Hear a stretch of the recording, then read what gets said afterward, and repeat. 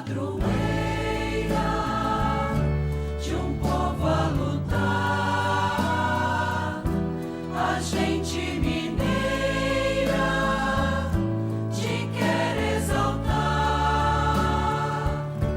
não só lá na serra, tu és... Amado irmão, amada irmã, saúde e paz, hoje é dia do Senhor. Por isso a nossa alegria se redobra e, sobretudo, nosso coração tem que se abrir para acolher a palavra que devemos proclamar. E assim fazemos porque somos a igreja. Não somos a igreja como um clube de amigos, como uma associação. Somos a igreja constituída por Cristo no chamado que nos faz para escutar a palavra. E é por isso que a comunidade é o lugar de nossa vivência da fé, da prática e do exercício do perdão, para colocar o nosso coração em sintonia com o coração de nosso Deus. Aqui lembro e compartilho com o seu coração, para que nos preparemos para proclamar a palavra e escutá-la, o abade do Mosteiro da Estrela, o bem-aventurado Isaac, quando diz, comentando: o esposo que é um com o pai e um com a esposa, retirou dela tudo o que encontrou de estranho, fixando-o na cruz, onde colocou os seus pecados sobre o lenho e os destruiu pelo lenho.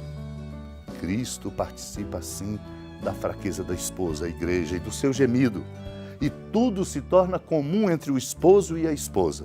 Cristo é o esposo da igreja. A igreja é a esposa de Cristo. A honra de receber a confissão e o poder de perdoar os pecados, a igreja recebe do esposo. Daí a razão daquela palavra do Senhor: vai mostrar-te ao sacerdote. A igreja, portanto, não pode perdoar coisa alguma sem Cristo. E Cristo nada quer perdoar sem a igreja. E como a igreja não pode perdoar senão ao que está arrependido, isto é, ao que já foi tocado por Cristo, Cristo não quer reservar perdão algum para aquele que despreza a igreja. Cuida, pois, diz o bem-aventurado Isaac, de não separar a cabeça e o corpo. Não impeças Cristo de existir inteiro, pois Cristo jamais existiu sem a igreja e a igreja não pode existir sem Cristo. O Cristo total, integral, é cabeça e corpo. Foi ele que disse: ninguém subiu ao céu senão aquele que desceu do céu, o Filho do Homem. É só este homem que perdoa os pecados. Vejamos. Naquele tempo, Jesus disse a seus discípulos: se o teu irmão pecar contra ti, vai corrigi-lo, mas em particular, a sós contigo. Se ele te ouvir, tu ganhaste o teu irmão. Se ele não te ouvir, toma contigo mais uma ou duas pessoas, para que toda a questão seja decidida sob a palavra de 2 ou 3 testemunhas. Se ele não vos der ouvido, dize-o à igreja. Se nem mesmo a igreja ele ouvir, seja tratado como se fosse um pagão ou um pecador público. Em verdade vos digo, tudo o que ligardes na terra será ligado no céu, e tudo o que desligardes na terra será desligado no céu. De novo eu vos digo, se 2 de vós estiverem de acordo na terra sobre qualquer coisa que quiserem pedir, isto vos será concedido por meu Pai que está nos céus. Pois onde 2 ou 3 estiverem reunidos em meu nome, eu estou ali no meio deles. Amado irmão, amada irmã, enorme o desafio posto a cada um de nós. O desafio de vivermos em comunhão, de prezarmos a solidariedade fraterna entre nós. Isto só se faz com a capacidade espiritual, humana e moral de perdoar. Perdoar ajudando o outro a dar um passo na direção daquilo que o reconstitui na sua dignidade. Para isso é preciso também corrigir. Muitas vezes deixamos de dizer uma palavra que produz a correção e o caminho novo para quem precisa. Não podemos ter medo de dizer a verdade, não para desagradar, não para humilhar. Embora seja verdade, muitas vezes estamos fechados e não gostamos de correção, porque vamos nos acostumando sempre a pensar: o que eu penso é o correto, o que eu escolho é o que deve ser. E por isso cristalizamos o nosso coração e não acolhemos a correção. Pode correr o risco, inclusive, de pessoas que são corrigidas e adequadamente corrigidas, como a palavra de Deus hoje nos diz, chama a sós, Se não chama a comunidade, as pessoas não aceitam. Nós somos chamados, portanto, a viver a experiência do perdão, que inclui a correção. Isto é, o compromisso com a verdade e com a justiça, porque o caminho da vida muitas vezes nos faz perder esta inteireza e esta nobreza própria da nossa condição de filhos e filhas de Deus.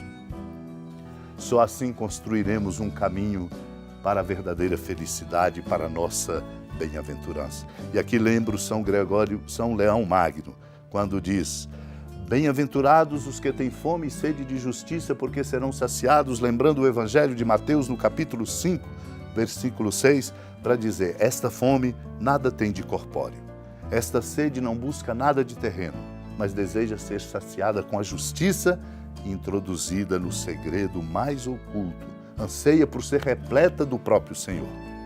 Feliz espírito faminto do pão da justiça e que arde por tal bebida. Na verdade, não teria disso nenhuma cobiça se não lhe houvesse provado a doçura. Meu irmão, minha irmã, precisamos, portanto, viver a experiência da comunidade, fazer da família de cada um de nós uma igreja, fazer dos nossos convívios um lugar de proclamar a palavra e escutá-la, fazer da nossa prática sincera a ajuda na correção necessária, nos perdoando uns aos outros. Quando a gente não é capaz de perdoar, travamos o processo de crescimento espiritual e de nossa comunhão. Vamos pedir, sobretudo hoje, unidos, porque precisamos de tanto perdão e de tanta conversão e correção, pedir a graça de sermos capazes de perdoar e de recebermos o perdão de que precisamos. Supliquemos.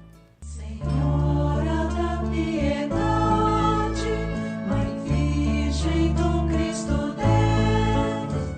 Lembrai-vos, ó piedosíssima Virgem Maria, que nunca se ouviu dizer que alguém daqueles que, tendo recorrido à vossa proteção, implorado a vossa assistência e reclamado o vosso socorro, tenha sido por vós desamparado.